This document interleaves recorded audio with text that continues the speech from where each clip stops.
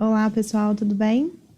Estamos aqui, então, juntos novamente para o segundo episódio do nosso Connect, junto com a Miliane, com o Vanderlei. Hoje nós vamos trazer um tema que é muito recorrente na Plim, a respeito de tempo, né? Quanto tempo que vai dar certo, qual que é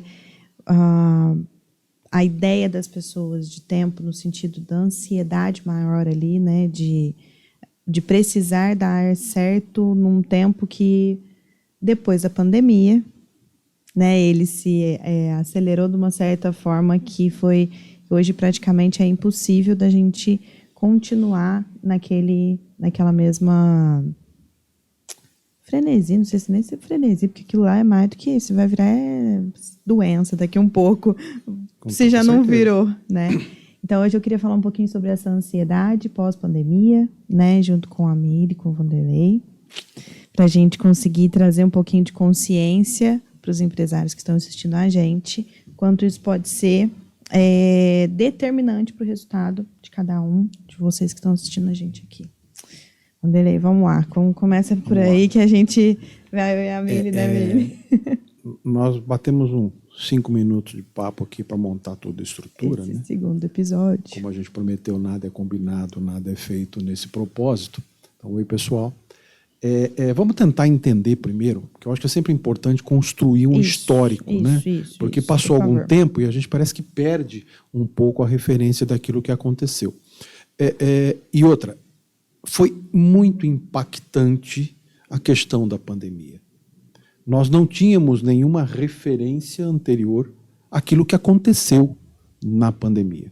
Foi uma questão global, mas vamos nos restringir àquilo que aconteceu aqui no Brasil. Aparentemente, eu não vou aqui colocar questões nenhuma sobre culpados ou inocentes, onde simplesmente estava tudo bem, todo mundo passou o final de ano até que relativamente tranquilo, muitos foram ao carnaval, eu mesmo, também relativamente tranquilos, e de repente, num dado momento, a gente é noticiado sobre uma pandemia. Eu estava na área da saúde naquela época, e posso falar de cátedra, nós não sabíamos exatamente o que estava acontecendo, mas a gente notava na classe médica um certo temor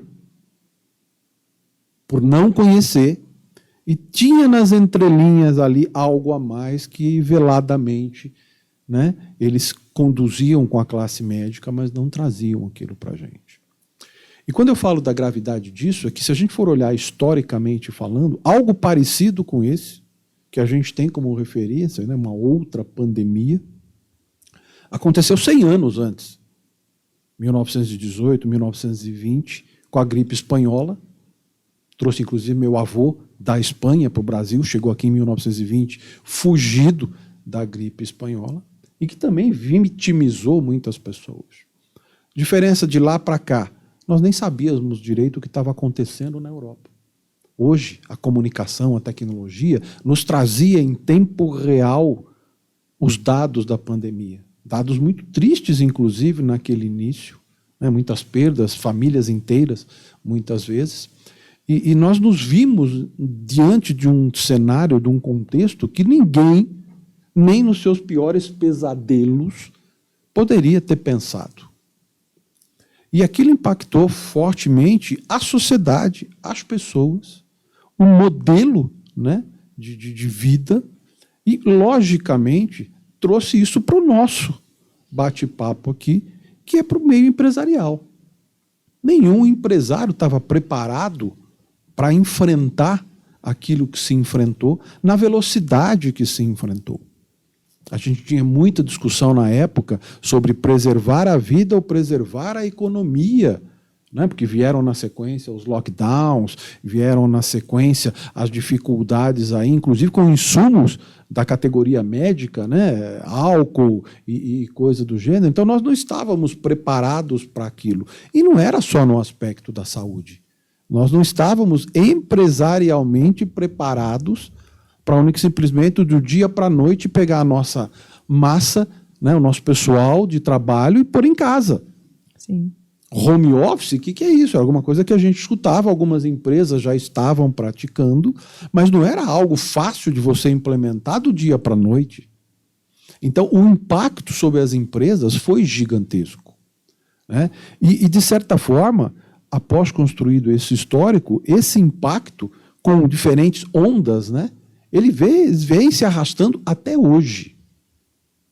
Então, quando a gente abre essa discussão sobre os efeitos da pandemia sobre os negócios, e principalmente pós-pandemia, né, a gente precisa entender um pouco melhor o que aconteceu nos negócios e como a gente vai conduzir isso passado, né, todo aquele transtorno em que parece que a gente agora começa a enxergar, né, de fato, um bom tempo depois, e não foi logo imediatamente, né, em que chegaram as vacinas e que a gente parece ter tido algum controle sobre a doença, parece, porque ela continua aí, ela continua afetando milhares de pessoas e as consequências delas ainda não estão muito claras, né, para a própria classe médica, mas, enfim, elas modificaram todo esse contexto.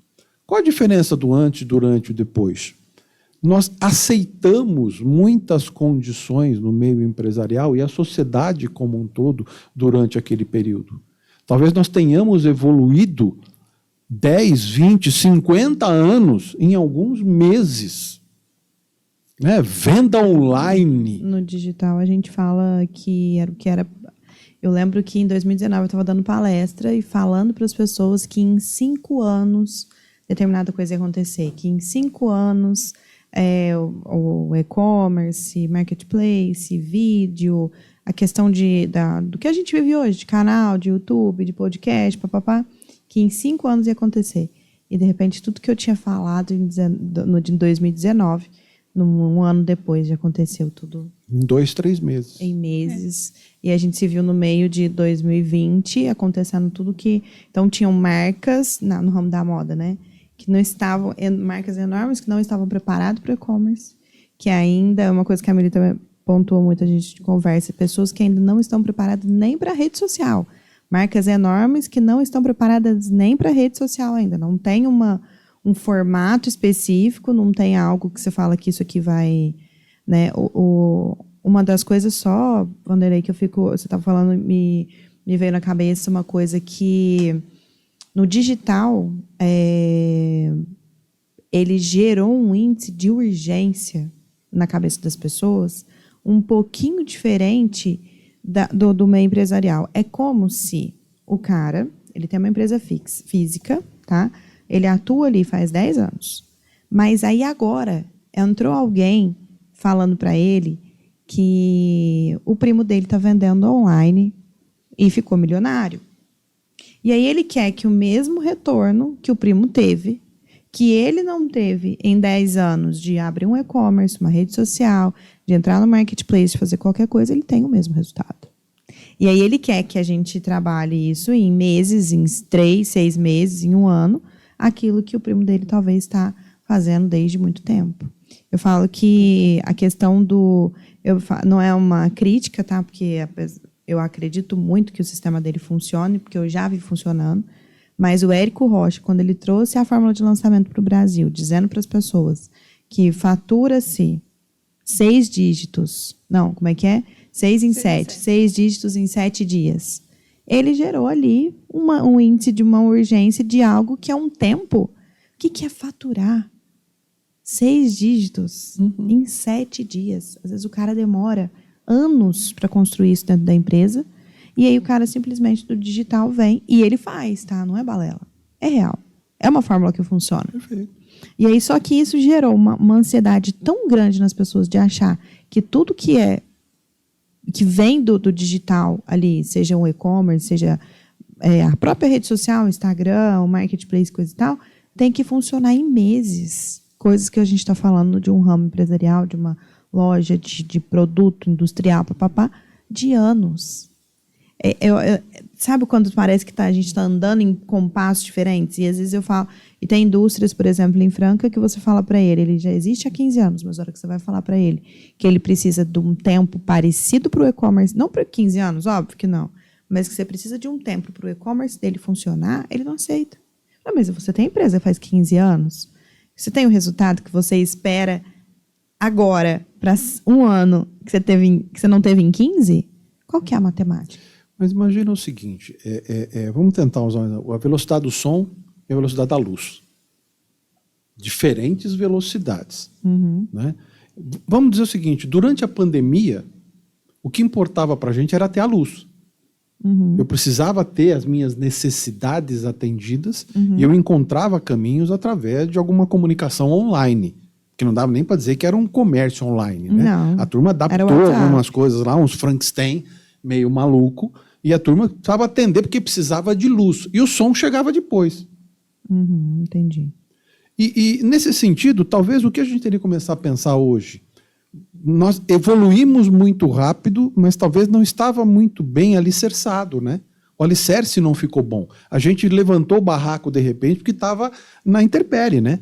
Eu estava lá no sereno, então eu levantei o meu barraquinho, só que eu sei que no primeiro vento o meu barraco pode cair. Então agora o que eu tenho que fazer? Talvez eu tenha que desmontar aquele barraco e reconstruir aquilo diante de uma nova realidade, ok? Porque a sociedade mudou, o consumidor mudou, mas eu pulei etapas.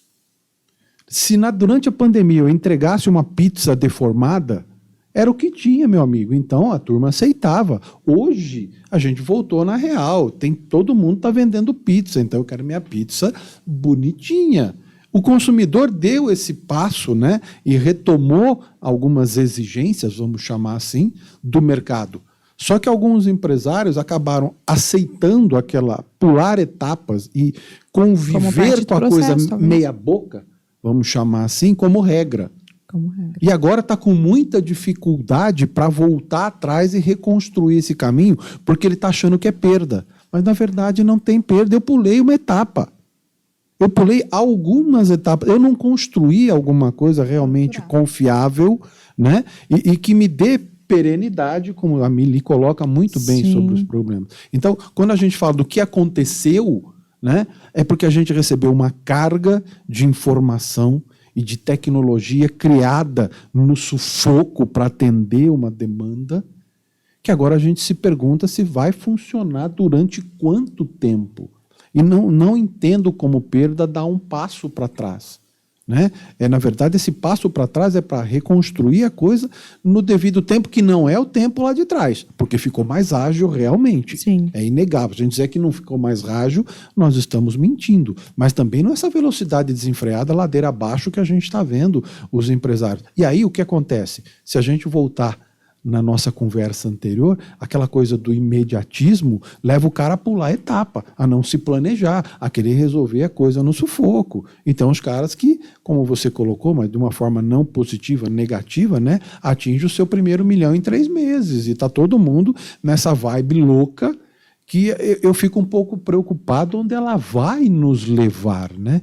Então tem algumas questões que, na minha opinião, e a gente veio hoje exatamente para discutir um pouco dessas questões, elas precisam ser revistas, mas não com a sensação de perda, com a sensação de olhar aquilo sobre um outro ângulo, né? Olhar por cima um pouco, sai um pouco de novo, a gente falou isso anteriormente, né? Sai um pouco dentro dali da coisa, vai olhar por cima era até isso o estrago. Que eu ia falar com a Amília. No episódio anterior, a Amília comentou que às vezes o planejamento ele não dá para ser SWOT por conta que o empresário, o dono, ele não está preparado nem para essa conversa. Precisa avaliar em qual fase aquela empresa, né, ou até o gestor, o empresário. E a ansiedade às vezes pode vir justamente desse não preparo desse empresário. Deve ser, não é isso. Com certeza. Com certeza é isso. Desse empresário que não está preparado ainda e às vezes não é nem questão do tamanho da empresa. Concorda? Lembra que a gente falou no outro episódio? Que é expectativa versus realidade? Não é que a realidade talvez esteja tão errada, é que a expectativa está desfocada, está descompassada. É como assistir um filme, né? A gente está falando de velocidade da luz, velocidade do som. É assistir um filme em que você não sincroniza o som com a imagem. A gente está vivendo meio isso, né? Tem um descompasso aí no mercado. Nem todo mundo está conseguindo acompanhar a coisa na mesma velocidade, está descompassado. E a gente vê, não é franca, né? Não, a gente está aqui, não mas é, não. vamos lá, Miri. E o O interessante, que está acontecendo no geral? Não é. e o interessante é que nem todo mundo precisa acompanhar. Ou tem que acompanhar. Boa. Perfeito, muito bom. Na moda tem um termo, eu gosto de mixar a moda com o negócio circular, É. porque na minha cabeça eles chegaram em momentos diferentes. Na moda a gente tem um termo que chama Zeitgeist, que é o espírito do tempo. Né? Qual é o espírito do tempo? Qual seria o Zeitgeist hoje, não só da moda, mas do momento? Essa ansiedade ou que todo mundo tem que correr. Vocês não têm São essa duas. sensação de que todo mundo tem que correr, que eu já estou atrasado. Eu começo um negócio hoje, aí eu quero faturar 1 milhão daqui a 3 meses, eu já estou atrasado.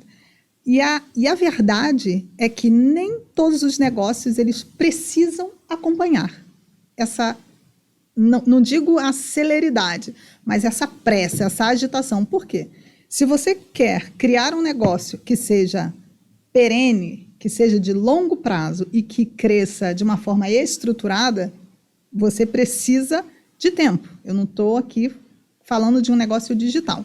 Então, o negócio digital, ele acontece muito rápido. Viralizou da noite para o dia, vendeu 1 milhão. É possível. É possível, mas é problemático. Um A negócio galera digital, esquece um que infoproduto. Mas, por exemplo, uma loja, uma indústria que já existe há 15 anos, tem uma marca já consolidada, tem ali a curva, né, de produção, a sua linha de produção, o seu timing, e ela entra no e-commerce agora. Primeiro, quando uma empresa que só está acostumada a vender para fornecedores ou multimarcas ou distribuir para o Brasil, como a nossa logística é muito longa, ele sabe que o tempo de produção dele era mais longo.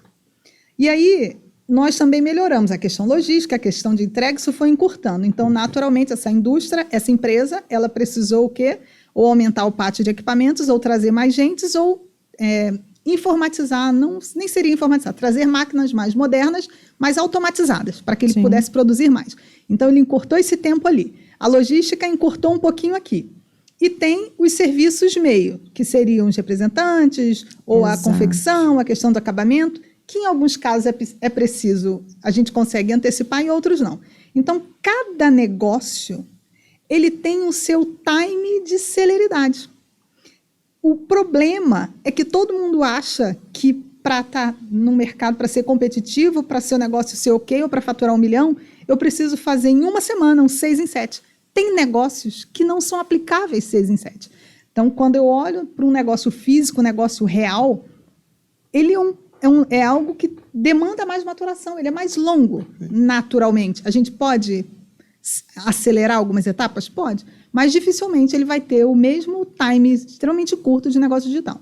E aí, pegando o seu gancho de uma empresa de 15 anos que vai para o e-commerce, primeiro, essa empresa, ela não tem o hábito de trabalhar com e-commerce. Ela vai precisar, além de mudar a cultura internamente, absorver novos sistemas, trazer gente nova, aprender a trabalhar com a plataforma, que muitas vezes é a plataforma que dita o tempo dessa empresa. Sim. O tempo que funcionou para uma, que pode fazer um serviço parecido, pode não ser o dela. Então, entender que você não está num pacote, né, e é igual a todo mundo, quando você trata de um negócio físico, numa estrutura real, né, como uma indústria, uma empresa de prestação de serviço, uma empresa de logística, um comércio, uma clínica, um hospital, você precisa correr para você faturar mais, para você crescer. Mas o seu negócio, ele tem um tempo diferente. Então, a gente fica tão consumido hoje com as redes sociais, com essa rapidez, todo mundo acha que vai ficar milionário amanhã. Né? Meu mercado, ele... E não é assim. Acabou com a cabeça das pessoas. Eu chamo isso de efeito manada. Né? A gente precisa tomar um pouco de cautela. Eu li em algum lugar, eu não me lembro exatamente onde, que ele fala que o búfalo americano quase foi extinto pelo modelo da sociedade. Porque eles têm aquela sociedade onde o alfa, né? O búfalo líder, é que dita todo o comportamento da manada. Do restante. E aí, por que foi essa quase extinção? Porque os caçadores descobriram isso. Em vez de ficar correndo atrás da manada, eles davam um tempo observando o líder. Matava o líder, a manada parava e ficava onde o líder estava lá morto.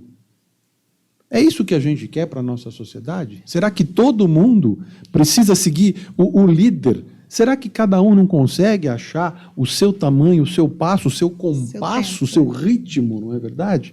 Então, quando a gente fala dessas mudanças, é porque a gente tem praticado ou exercido essa questão de querer ir na direção que todo mundo vai. E já existem, né? Eu me lembrei de Walt Disney aqui agora, né? Eu quero o impossível que lá a concorrência é menor. Na verdade, tem muita gente que achou nichos específicos extremamente rentáveis, não quer crescer. Então, a gente tem essa ideia, principalmente o empresário recém-estabelecido, ele tem aquele negócio que eu quero crescer, eu quero mostrar para o mundo que eu sou capaz, que eu tenho condição, que eu sou. Eu podia usar até uns termos feios aqui agora, mas deixa lá, eu sou. Enfim, cara, você não precisa provar nada para ninguém. Aí entra naquela linha do ego que, cara, que joga muito empresário na lona, inclusive. Estamos na geração do ego, né? Estamos no momento em que o ego está. Então, eu não preciso provar nada para ninguém. Eu posso ser rentável, eu posso ser uma empresa bacana, sem ter que estar em destaque na mídia.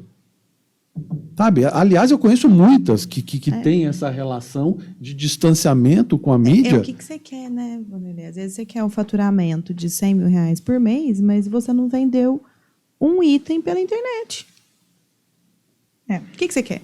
É aparecer na internet, ter muitos seguidores, porque seguidor não é cliente. Perfeito.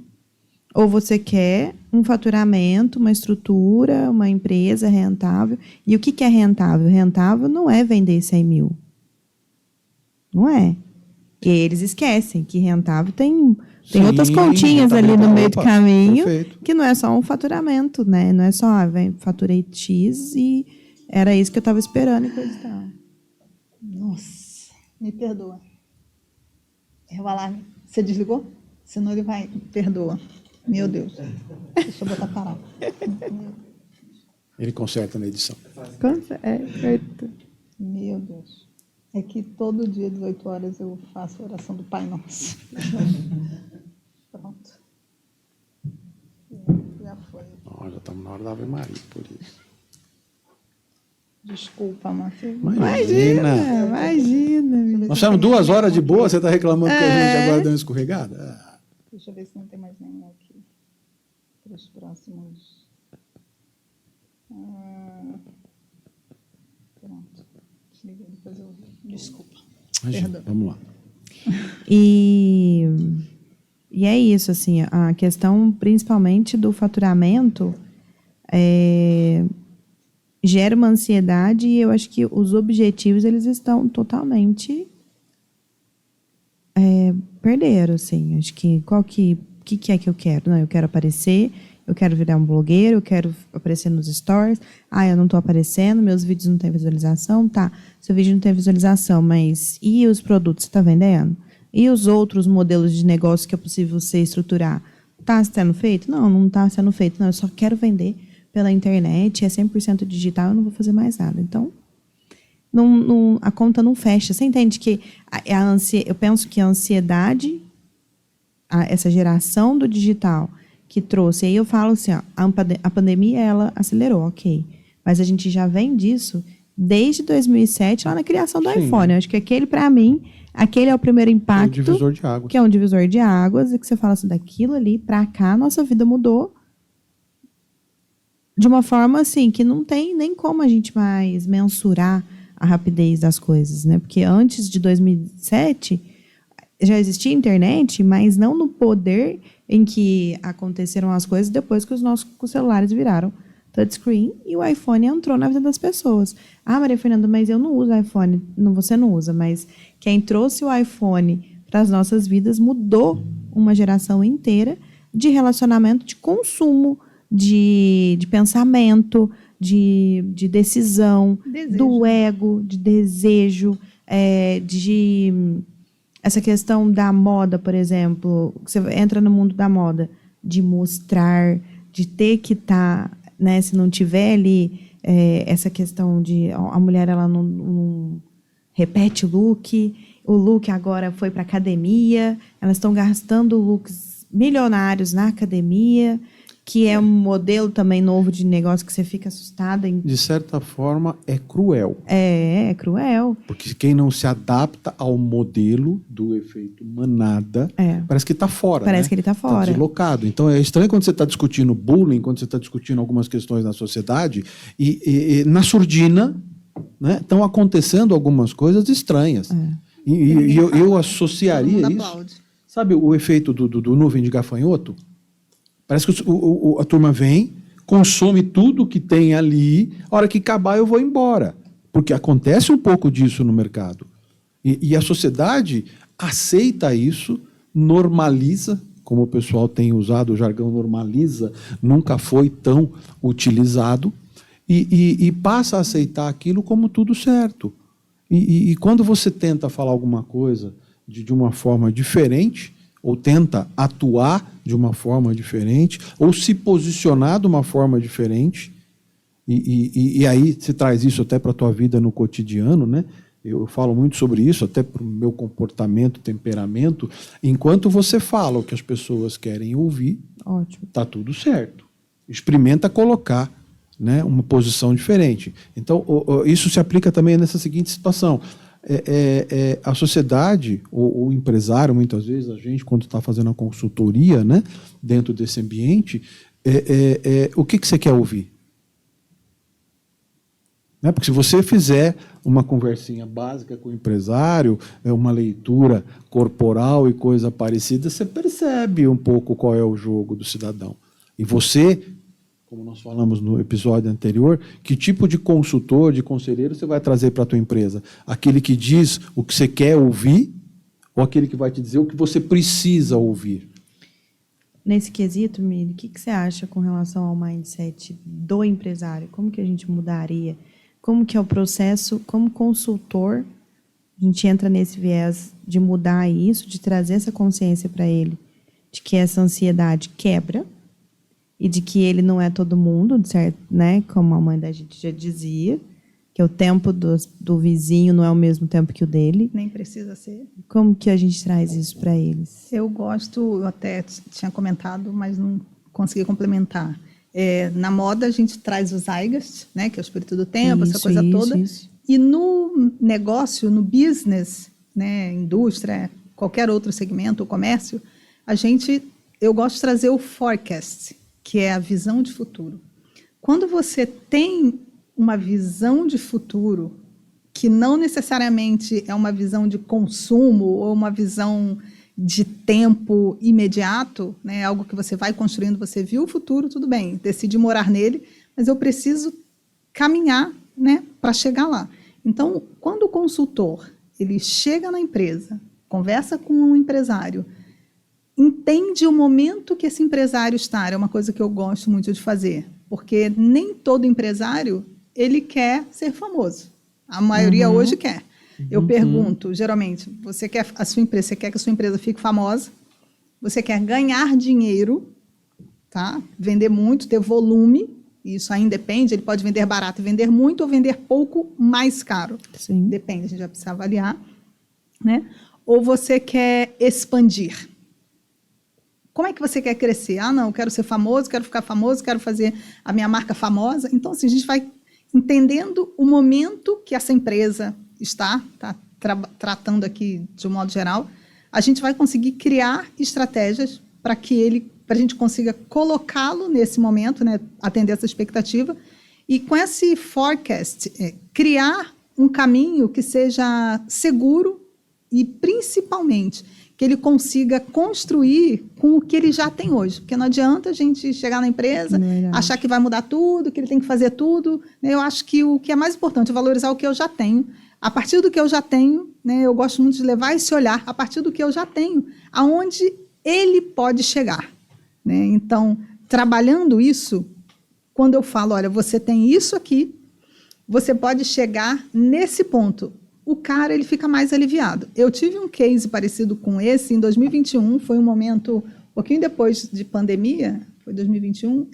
2021, uma empresa da área prestadora de serviços, né, para o segmento de infraestrutura, não necessariamente no setor energético, no setor de energia, Era uma empresa grande, que faturava ali os seus 24 milhões, não tão grande, né, médio porte, que faturava seus 24, 21 milhões por ano, mas para uma empresa de 5 anos de fundada, ela já faturava muito, Sim, mas também é um serviço que envolve risco, né? Você tem equipamentos, mas na minha análise, nossa, ele estava ótimo, 5 anos de empresa, com contratos de 24 milhões, 14 milhões, e aí quando eu cheguei na empresa, né, ele queria expandir, ele queria crescer, só que ele queria crescer só dentro do nicho dele, né, dentro do que ele faz, que são instalações, que eram instalações, né, na área, né, de gás, né, uma empresa prestadora de serviço. E aí, quando eu falei para ele, olha, você pode crescer no que você já faz em serviços similares. Aí ele, como assim? Eu falei assim, o serviço que você faz na área, né, de gás, você pode fazer na área petroquímica, na área industrial, não necessariamente que seja ser uma empresa, né, na área de gás natural. Você pode trabalhar na área farmacêutica, você pode trabalhar na área alimentícia, mas como assim? Eu só sei fazer essa instalação. Aí você vai quebrando, né, premissas ou crenças. O serviço de instalação, toda indústria, ela usa gás. Seja GLP, seja gás natural ou sejam gases industriais. Você tem uma expertise, você tem capacidade técnica, você tem lastro, né, você tem um financeiro ok. Então, quando você inova em outros segmentos, as chances de você pulverizar e fazer um crescimento mais estruturado são maiores. Então, ele ficou assim, nossa, Bia, eu sou dono da empresa, eu nunca imaginei que eu pudesse trabalhar nessa área.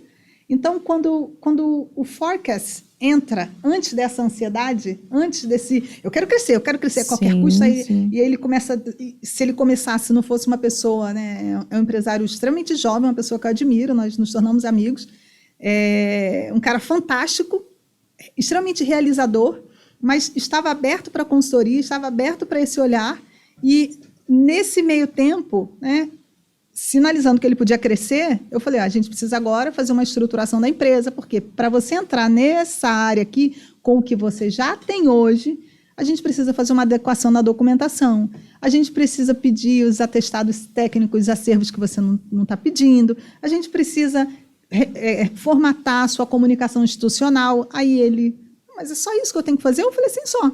E a outra parte, que é a da expansão, né, da presença de mercado e posicionamento, é cadastral. E estava na época pandêmica, que 2021 não tinha ainda muitas reuniões, contato físico. Então, foi muito bom, porque as plataformas, a gente acha que só existe e-commerce de roupa, de sapato, de comida. Não. Existem e-commerce de contratação de obra pública, de contratação de gás, GLP, né? De contratação de uma série de outras coisas. Hoje existem até plataformas para você contratar energia elétrica, né, com Mercado Livre Mercado Livre de Energia Elétrica. Então, posicionando ele nessa plataforma, a empresa ela começou a tomar um outro tamanho, um outro porte. Ele começou a receber alguns pedidos, né, de cotação, mas tudo começou na mudança de mentalidade. Ele entendeu, né, que ele, embora ele atuasse só na área de instalações de gás, ele já estava pronto, preparado para trabalhar em outras áreas mais pulverizadas, em que as portas estavam abertas e precisando de empresas como a dele já. Então, assim, muito... E ele não sabia, ele não tinha visto. Então, assim, avaliar qual é o momento que a empresa está, se ele quer expandir a operação, se ele quer ganhar mais faturando, ou se ele quer ficar famoso, né? No caso da moda é fácil esses três, mas quando a gente fala de uma indústria ou numa empresa de prestação de serviços em qualquer segmento, né? Esse forecast ele é muito mais importante do que a ansiedade, porque quando o consultor leva essa visão de futuro, a gente constrói o posicionamento da empresa e essa penetração de mercado com muito mais segurança. E assertividade, principalmente. Show de bola. Muito bom. Show de bola. Mas o cara, o que eu fico pensando é justamente, o que eu pensei agora é justamente nisso. Esse cara, ele não vai ter ansiedade porque ele teve um planejamento prévio, né? Sim. E com ansiedade, ele não consegue ver nada. Já amenizou a ansiedade e o sofrimento. Exato. Né? Porque é o tamanho da perspectiva pronto, que abriu para ele nesse sentido. E hoje ele fatura mais de 100 milhões. Eu saí da empresa, terminamos a consultoria, né? Não saí da empresa.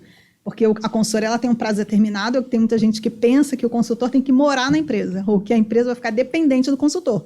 Eu falo, a gente começa um projeto de 3 meses.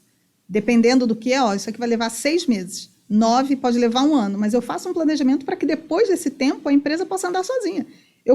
A gente precisa, a nossa intenção é que no menor tempo possível seja assertivo o nosso trabalho, porque a gente tem mais case de sucesso.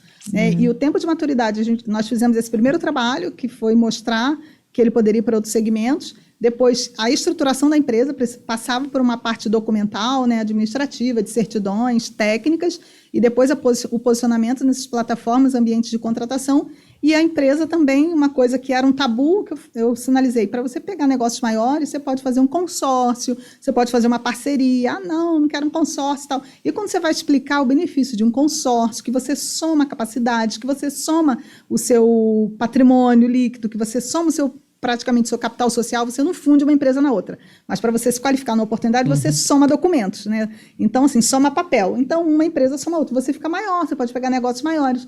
Então, ele saiu de contratos de 24 milhões e foi para contratos de mais de 100 milhões. Em 6 meses de consultoria, 1 ano depois, já estava batendo mais de 200 milhões. Então, assim, é uma questão... O empresário precisa querer que alguém olhe para o negócio dele e não achar, porque ele já fatura 20 milhões, já fatura 100 milhões, ele sabe tudo, que é o que acontece. Então, assim... O que, no meu caso, aconteceu na pandemia, uma coisa diferente, que começamos o ano ali, né, em consultoria e tal, com um faturamento médio de 30, 40 mil por mês, números totalmente diferentes, né? Mas no meio da pandemia a gente bateu picos de 90, 100 mil. E na minha ideia é sempre assim, a gente precisa falar de marca, né? Precisa falar de produto. Já era uma empresa que estava preparada para fazer os próprios produtos, já era uma empresa preparada para fazer a própria marca. Então, só que a construção da marca, ela demora um tempo. Sim. E as pessoas falam que todo mundo fica, eu quero fazer branding. Tá, o que é o branding? É uma construção de uma cultura, não adianta. E ela é interna e ela é externa. Não adianta ela imprimir um logo lindo, mas internamente ela ser um atendimento ruim. Ela não foi estruturada para esse posicionamento grande. Né? E aí, é tempo. Sim. Não se faz branding com meses, com semanas, com dias, de jeito nenhum. É uma construção de cultura. E é nisso que eu acredito, porque isso é perene. Quando você consegue consolidar uma marca, e aí marca entende que é o jeito que você vai marcar também um cliente. Então, se você marcou ruim, filho, esquece, acabou, faz de novo, porque daí é a sua única chance. Não fica tentando em cima daquilo ali, não, porque já tem uma... Então, tem uma questão interessante, que às vezes o empresário, pegar um gancho no exemplo da Mili, marca na testa, né, aquilo que ele quer ser. Como se ele tivesse marcado um gado, né? Esse é meu, vou ficar aqui. E ele fica tão cego, às vezes, que não consegue enxergar como é fácil ele mudar a chavinha sem perder a sua essência, né? Sem perder a expertise, sem perder todo aquele dinheiro que ele investiu para chegar naquele patamar, mas que é necessário você criar algumas alternativas. A Mili estava falando, eu estava me lembrando um exemplo. Antes da Havaianas, daquela reviravolta em termos de linha de produtos aqui no Brasil, alguns anos atrás, bastante anos atrás, diga-se de passagem, eu me lembro que eu estudei um pouco esse caso. Ela fez alguns insights no mercado europeu. Foi para a França. E ela levou para lá, eu me lembro, era a Blue Butterfly, a borboleta azul. Era uma Havaianas daquele modelão nosso aqui, só que ela tinha estampado uma borboleta azul. As alcinhas lá, né, tinham uma firula diferente. E, cara, aquilo vendeu absurdamente na Europa. E ela era em euro, e ela era sinônimo de uma classe social economicamente elevada. E no Brasil, naquele mesmo período, ela era entendido como aquilo utilizado por uma população de baixa renda. Vendida no supermercado. Né? O sucesso desse reposicionamento num outro mercado, mas não vou fazer isso. Não, você não vai fazer isso, empresário. Mas testa algumas alternativas, busca alguns outros caminhos, sai da trilha. Foi ótimo você ter falado desse case, Vanderlei, porque é o seguinte, enquanto estava acontecendo na Europa uma coisa, no Brasil acontecia outra, e no Brasil demorou para esse vínculo acontecer. Perfeito. Ele não aconteceu junto, aconteceu anos depois. Depois. Anos depois, vamos falar pelo menos de 5 a 10 anos, pelo menos, depois. Mas foi a tentativa, por que demorou? Porque a tentativa delas foi validada. Eu não estou falando aqui na questão cambial, mas vamos imaginar R$10 e R$50. Sim. Sem a interferência do câmbio. Sim. Num mesmo produto, fabricado na mesma linha, que modificava algumas pequenas características. Então, quando a gente fala de agregação de valor, não é único simplesmente passar de vender Fusca para vender Ferrari. Muitas vezes é você trabalhar um pouco aquele produto dentro do teu nicho. E quando a gente fala de agregar valor, é entregar alguma coisa além, né, que exceda a expectativa do teu cliente, sem necessariamente, sabe, você tem que modificar todo o teu aparato industrial para aquilo. E a sacada dos caras foi genial, porque eles perceberam a questão na Europa e começaram esse reposicionamento do produto no mercado doméstico. Hoje, se você olha o tamanho da linha, né, das Havaianas, e ele quebrou um outro tabu. Ele está no pé da sociedade inteira de A a Z de novo. De A a Z, sem classe. Tem um modelo para X e tem um modelo para Y. E modelo de valor agregado considerável. Né? Então, você vê como, lógico, não vou falar para ninguém, vire Havaianas, vai vender na Europa. Não é isso que a gente está falando. Mas são sacadas, né, que você tem e que, de novo, já vinham numa velocidade gigantesca, né, dessa evolução da tecnologia, da informação, da comunicação, e a pandemia, então, atropelou. Então, hoje, essa percepção, né, do teu posicionamento em relação ao mercado e essa agregação de valor, como a gente fala, ela pode acontecer em todos os mercados. Do mercado de 20 e poucos milhões de reais que a Mili estava colocando, ao mercado de 30 mil reais, não tem importância. O conceito, né, é o mesmo. Estar atento. E aí, ao contrário do que o da Mili trouxe para o meu, né, meu cliente, ele não conseguiu fazer branding. Ele ainda continua sendo uma empresa de produto, porque ele não entendeu o caminho das coisas ali. Por ansiedade. Porque para ele é impossível demorar tanto tempo. Mas se eu for pensar, se a gente começou a pavimentar lá em 2020, o que ele seria hoje? Exato. Em comportamento? Ele já estaria faturando Você sabe muito que tem diferente. uma coisa que eu tenho discutido um pouco, eu acho que é importante a gente, às vezes, refletir sobre. A gente tem usado alguns nomes para coisas diferentes. A gente fala, o empresário está ansioso. Cara, tem um monte de outra coisa, e a gente rotula aquilo de ansiedade. Às vezes é teimosia. Sabe, tem umas muletonas aí que a gente fala que o pessoal usa, né? Usei a minha muleta. Não, porque é ansiedade, porque é isso. Não, cara, peraí. É a mesma coisa, né? Voltando. O tempo que com a convivência de mais de 15 anos não tem jeito, eu sempre lembro dessas coisas, né? É como um diagnóstico, né, na área da saúde.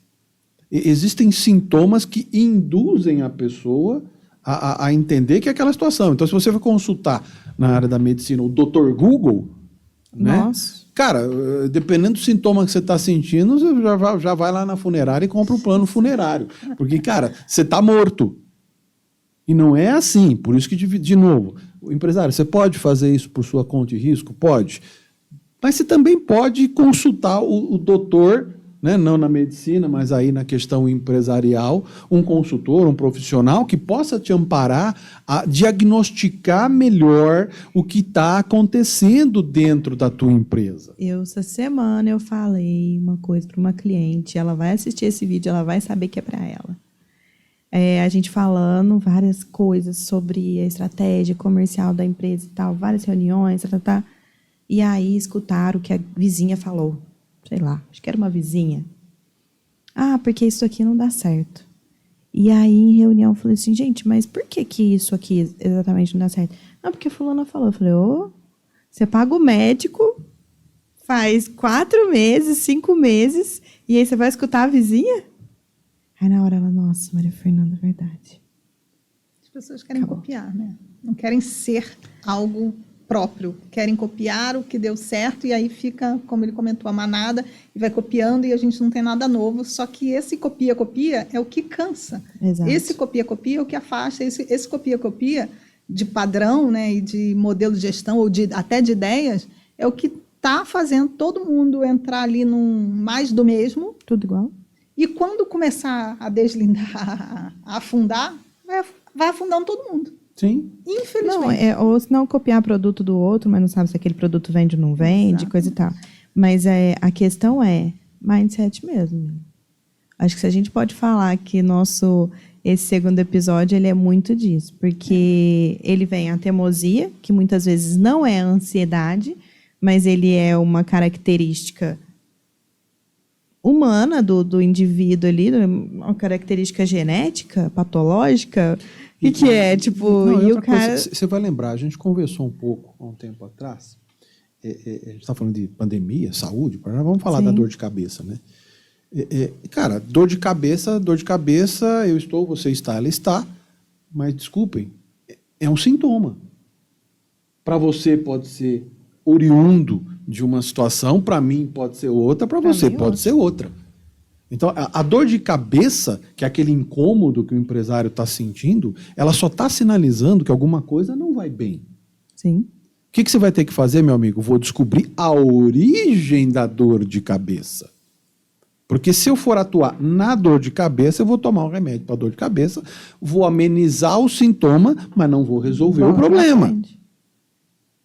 Você, empresário, está com dor de cabeça? Cara, vai buscar uma orientação, vai olhar o teu negócio de novo, porque essa dor de cabeça está te dizendo que alguma coisa não está legal. Agora, o que é que não está funcionando? Aonde é que eu vou atacar? Até porque quando se fala de investimento ou de um custo aí de consultoria, ou de um serviço terceirizado ou coisa do gênero, de novo, os caras olham só o custo. Sim. Mas, amigo, como Mas na medicina, porque né? dá muito trabalho, né, Vanelli? Vamos supor que na dor de cabeça eu descubro que é uma diabetes. E aí eu tenho que emagrecer, ou tomar um remédio, ou tomar mais água, e dá muito trabalho. E a culpa é da ansiedade, né? Tocou num ponto Né? importante. Todo mundo, por conta dessa ansiedade, teimosia, imediatismo e ficar só olhando a vida do outro, o negócio do outro, as pessoas não têm essa preocupação de tirar um tempo para olhar o seu negócio enquanto algo que seja único e entender o tempo de maturidade que ele precisa para se desenvolver. Né? Ninguém tem tempo para nada. E aí o que acontece? As empresas começam a dar sinais piores, ele vai tocando, ele já Exato. percebeu, né? Mas ele vai tocando, aí quando Acostuma vê... com a dor de cabeça. Aí Exato. quando vê, não tem como, né? Aí põe desculpa, foi o mercado está ruim, mas... O mercado tá calor demais, tá frio ele foi demais, o tocando. funcionário e coisa e tal. Não Aqueles, tem. Maria, você não foi no médico? Não, eu conversei com a Ana, ela falou que está tomando Exato. remédio que é bom. Desculpa, no mundo empresarial é muito parecido. Exato. Essa mania de achar que o modelo do outro serve para a minha situação. E não, a minha dor de cabeça pode ser de estômago, a tua dor de cabeça pode ser uma questão... É como a gente brinca, né? É aquela questão maluca, de novo, na área da saúde, na questão do diagnóstico, né? A sociedade tem muito disso, o empresário tem muito disso. Vamos imaginar que entrem pela porta de um pronto-socorro uma idosa e um rapaz jovem. Tá? O que a sociedade vai partir do pressuposto na hora de dar o atendimento? Vai atender primeiro o idoso ou vai atender primeiro o jovem? Foi idoso. Pela regra, né, da sociedade, pela regra do meio empresarial, eu vou atender a idosa. Depois eu vou atender o rapaz. Sem fazer o quê? Sem fazer uma anamnese, sem fazer uma prévia, né, para tentar identificar ali de bate-pronto o que está acontecendo. E aí você vai descobrir que, na verdade, o rapaz estava infartando e precisava de um atendimento rápido. E a senhorinha está uma semana com prisão de ventre.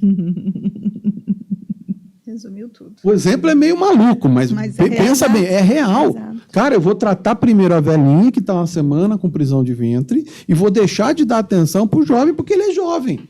Cara, não é assim que a gente faz gestão.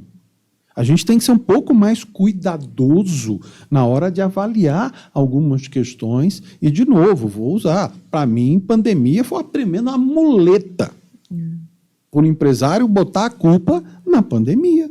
Do mesmo jeito que ele bota a culpa no governo, do mesmo jeito que ele bota a culpa no tempo que está quente, do mesmo jeito que ele bota a culpa na semana do feriado, do mesmo jeito que ele vai culpando a todo mundo, mas não assume o papel de que muitas vezes, isso quando você fala na consultoria para o empresário, ele fica brabo, ele não assume que muitas vezes o problema é ele. É o caboclinho ali que é o problema, meu amigo. Isso é muito cultural, por incrível que pareça. E é muito comum. De países latinos. Ah, é? Muito cultural. O empresário latino, ele acha que ele não precisa de consultoria na empresa dele, porque ele tem um time bom, ele tem o melhor do mercado, ele tem o bam, assim, assado, paga altos salários. Isso eu estou trazendo da empresa enorme, fatura bilhões, a fatura milhões e é pequenininha. É uma cultura, né, porque eu tenho dinheiro, né, quer conhecer o homem, dê poder a ele, né? Então, assim, ele tem dinheiro transforma em poder, ele cria um negócio e ele está faturando, ele começa, né, ciente de grandeza e ele acha que não precisa de consultor. Resolve. Isso é latino. Mas a consultoria, ela nasce nos Estados Unidos, né, todo mundo conhece, né, a McKinsey, que foi a consultoria, depois da Segunda Guerra. Iniciamos ali no modelo meio Ford, que era meio aquela análise fria, e depois foi evoluindo. Antigamente, os bancos faziam consultoria. Bloqueou que as empresas, que bancários, né, que bancos fizessem consultoria para indústrias por conta de conflitos de interesse, enfim. E aí nasceram, ou cresceram e expandiram, os grandes boutiques, escritórios de consultoria empresarial. E aí esse modelo de consultoria que saiu dos bancos e começou a surgir em empresas, uma das primeiras é a McKinsey, no mundo, né? Foi para o mercado europeu. A consultoria no mercado europeu, ela tomou outro porte, ela não tinha o padrão e o viés e a performance que tinha no mercado americano. E aí, quando a gente para pensar que nós fomos colonizados pelos portugueses que estão na Europa, aí é um processo em cascata, né? Que os portugueses chegaram aqui, a gente entra com essa cultura, nessa mentalidade. E aí, por isso que você olha os Estados Unidos enquanto potência em si, naturalmente, até hoje, né? Porque o berço da consultoria, e aí começaram a desdobrar consultorias em N tipos de consultorias e bancas de consultoria. A Europa cresceu, mas assim, quem dita a regra, quem dita a onda, quem tem dinheiro, quem manda mais. E aí você, não indo muito mais longe, e a gente já vê isso muito claro, vem a China, né, que era muito mais pobre, né, do que o Brasil, enquanto referência, e de repente ela se reformula, como a China se reformula e se reestrutura, copiando nos países tudo que era bom, e sabendo como eu não tenho uma economia ainda, né? Eu não sou uma referência mundial, não posso brigar ali com os Estados Unidos enquanto presença de mercado, enquanto potência. Ele começou a se reestruturar, o país, eles são muitos, se uniram, mas isso partiu de um mindset. Eles entenderam que se eles melhorassem, que se eles fossem melhores, né, que eles criassem uma cultura nova, copiando tudo que tinha de bom, principalmente o modelo americano de consultoria, de construção e N coisas. Gente, eles se tornaram a potência que é hoje. E hoje eles compram empresas no mundo inteiro muito mais do que empresas americanas. Então, assim, as empresas americanas compram sempre muito. O objetivo está muito claro, mas se bobear, está ali no mesmo range, entendeu? No mesmo nível. Então, quando você tem uma mudança de mindset e olha para outros países, né? E olha para o Brasil e vê como a questão cultural é muito complexo. Você fala da China, tive um cliente que ele comprava muito na China, e ele ia, 4 vezes ao ano. E aí ele estava, uma vez a gente conversando, igual a gente está conversando aqui, praticamente, né? Ele falou que tinha construções que eles faziam, 3 anos. Por que você está fazendo isso? Não, porque daqui 3 anos a gente vai precisar disso. Por que você está fazendo essa determinada coisa? Porque ainda... Não, porque isso daqui vai ser usado. Então, a visão do longo alcance deles, da onde que eles queriam chegar, estava extremamente clara, muito bem posicionada, e eles chegaram, e é daí para já sabe Deus, né? Eles só não lançam a tendência ainda. A tendência fica para os outros mercados asiáticos ali ainda, que está muito envolvido com a moda né, europeia. Você vai falar de moda, mas fala de outras coisas Indústria também, no geral. indústria no geral. Mas eles, o que fala de indústria hoje, não tem mais jeito. A questão Acabou. cultural ela é tão forte que a gente, quando está atuando na consultoria, de vez em quando você morde o colarinho da camisa, que é para não ser ofensivo ao cara que você está conversando. Então você dá aquela mordidinha no colarinho para passar um pouquinho da raiva, porque você está conversando com o cidadão e ele fala assim, mas eu vou pagar um consultor para ele me dizer o que eu já sei? Mas Aí eu já devolvo não a é pergunta. nem, E a pergunta é, se você já sabe, por que você não faz, ô criatura? Porque aí cai um pouco no que a gente já discutiu algumas vezes nesse sentido dentro da empresa, né? Porque não sabe colocar a teoria na prática. É verdade. E aí eu vou fazer o contraponto aqui, porque por que você se sente muitas vezes confortável para trabalhar com a consultoria, e usando um pouquinho da história que a Mili contou para a gente no outro episódio, né? Eu também já estive do outro lado, contratando consultoria para a organização onde eu trabalhava. E talvez isso tenha me ajudado, inclusive, a definir o meu modelo de trabalho. Sim. Né? Porque aquilo que me incomodava quando contratante da consultoria, eu não repliquei no meu modelo de consultoria. E o que eu via, muitas vezes, eram algumas diretorias de empresas em que a equipe interna levava as questões e não tinha nenhum tipo de apoio para levar aquela situação em frente. Em compensação, chegava o consultor, abria-se as portas, abriam-se os cofres, abria-se tudo, e aí a coisa acontecia, e você escutava depois, tá vendo? Precisei colocar alguém de fora para resolver o problema. Tem disso no mercado também. Tem muito disso no mercado. Por isso que é importante você definir um modelo de trabalho que, inclusive, perceba isso. Porque você pode resolver o problema do empresário, daquela ansiedade, já que a gente está falando de ansiedade aqui, mas você vai criar um baita de um problema com toda a equipe depois. Então, você tem que ter essa percepção e, muitas vezes, na tua consultoria, até levar para o empresário, que, bem da verdade, a tua equipe já falou isso, cara. A gente já na conversa preliminar ali, que de vez em quando você sai do empresário e vai para a equipe para tentar ter um contraponto ali, né? Para saber para ser mais assertivo, né? Você percebe que a galera falou, nós já falamos isso aqui, ó. Está naquele ponto, às vezes tem até documento falando que aquilo, que aí, sei lá, por que cargas d'água, não estava num bom dia, torceu o nariz e não quis escutar o que a equipe falou. Então, quando a gente coloca essa questão da consultoria, a gente tem que ter essa percepção, até porque já atuou no mercado, de oferecer um modelo de trabalho que não se coloque, não se milindre e não milindre ninguém. E também não acredito, de forma alguma, minha concepção, naquela coisa da consultoria ad eterno, né? Aquela consultoria que se instala dentro da empresa e não sai mais. Cara, para mim, consultoria, e fica um recado para o pessoal, tem começo, meio e fim. Exatamente. É para o projeto, meu amigo. Terminou esse projeto, mas precisa ver tal coisa. É outro projeto, é outra condição, é outra situação. E entre nós, consultores, inclusive, boa parte pratica esse tipo de conduta, você tem que ter teu limite também, né? Até onde eu navego bem? A partir de tal maré, o meu calado lá, o meu barco já não navega bem. Então agora, Milha, é contigo, cara. Por isso que esse bate-papo é muito legal, porque a gente tem profissionais que têm diferentes vivências, diferentes experiências, atenderam mercados diferentes, mas algumas regras, né, são básicas. A Mili balançou a cabeça aqui nessas duas, três falas que eu tive, porque tem tudo a ver, eu já vi isso. Eu fiz isso na minha carreira, quando eu comecei a atender mais clientes, surgia, né? Eu estou com um problema aqui no RH, estou com problema no time, no contrato, estou com problema na implantação e tal. E aí eu ia, tá bom, vou fazer. Só que depois eu entendi que eu sou boa fazendo expansão, fazendo a empresa ganhar dinheiro. E não estruturando o RH, e não estruturando o financeiro, e não olhando o pátio de equipamentos.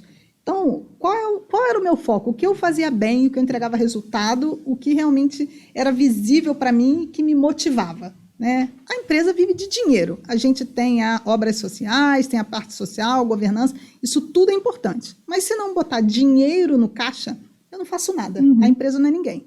Então, assim, o meu objetivo é fazer faturar, ganhar grana. Aí, tirar a empresa de um ponto X de faturamento e levá-la para um ponto, né, qualquer que seja Y, de faturamento em determinado período, usando aquela estratégia. Você quer vender mais barato, você quer expandir, ou você quer fazer uma internacionalização, aí tem várias áreas.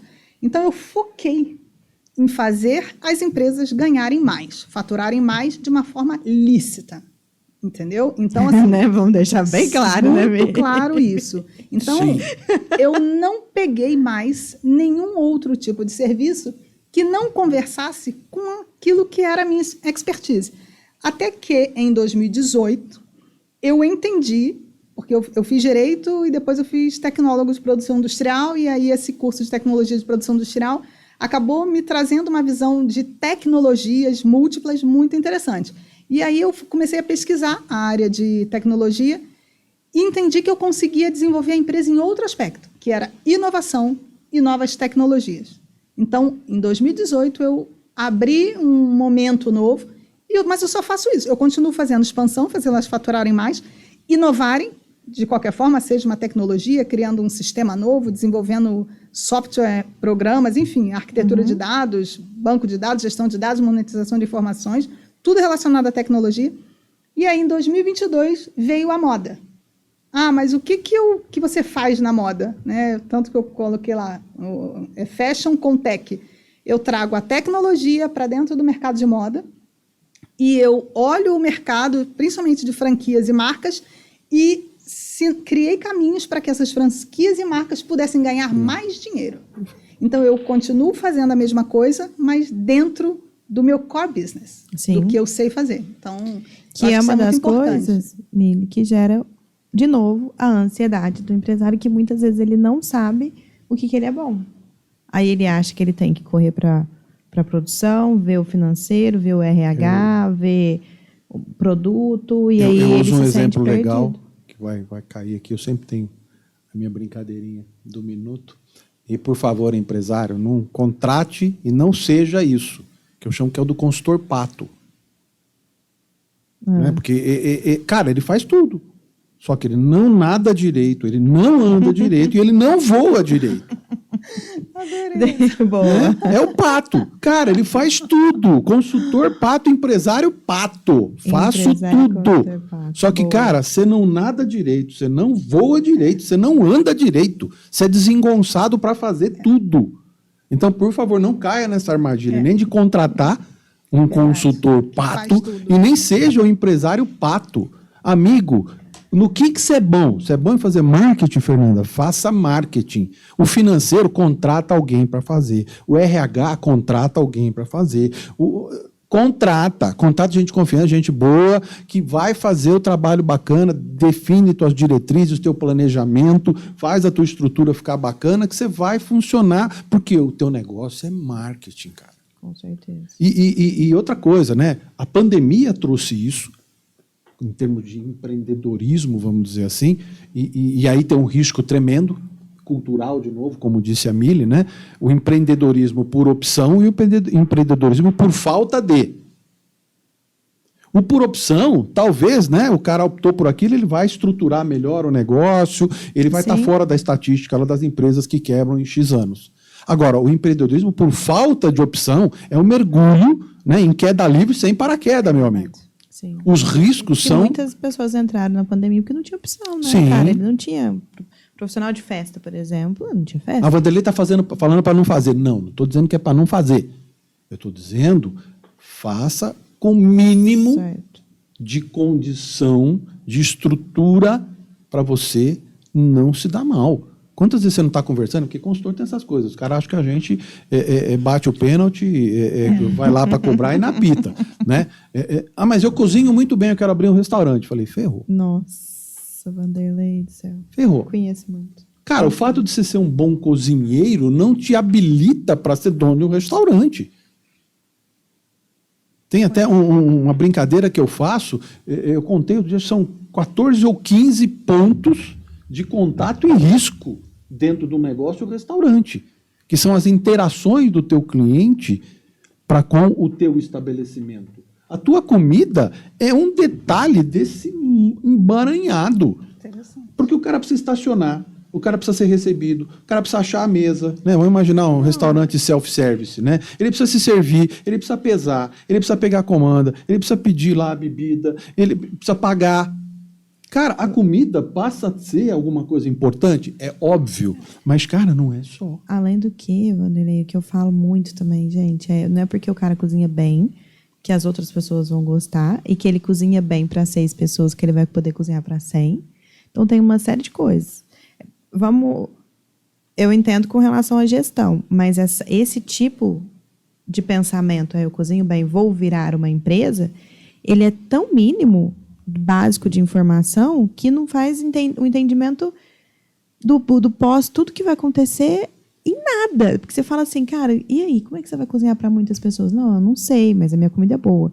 Não, mas e como é que você vai entregar isso? É tanta coisa Tanto que quanto envolve... cozinhar para 3 e cozinhar para 100 é totalmente diferente. Essa fala é a mínima das minas, e eu escuto muito. Mas eu levantei essa questão aqui exatamente por conta disso. Você também né? escuta? A gente está falando aqui para empresários e muitos que podem aí estar nos ouvindo estão pensando em ser empreendedores. Então, de novo, eu não estou aqui desanimando ninguém, estou dizendo para o cara não empreender. Mas, cara, o mercado é um negócio feroz. O mercado não está para amador. Então, se você está naquela de preciso, por total falta de opções aí, vamos dizer assim, né? Hoje em dia está muito difícil de você se recolocar no mercado de uma forma geral, por N fatores. O empreendedorismo foi a saída da pandemia, inclusive, já que a gente está dentro do tema. Eu não estou dizendo não faça, mas eu estou dizendo faça com o mínimo de segurança, dê uma analisada, estuda um pouquinho como é que está esse mercado. E, para a gente finalizar, não sejamos patos, né, Vanderlei? Por favor.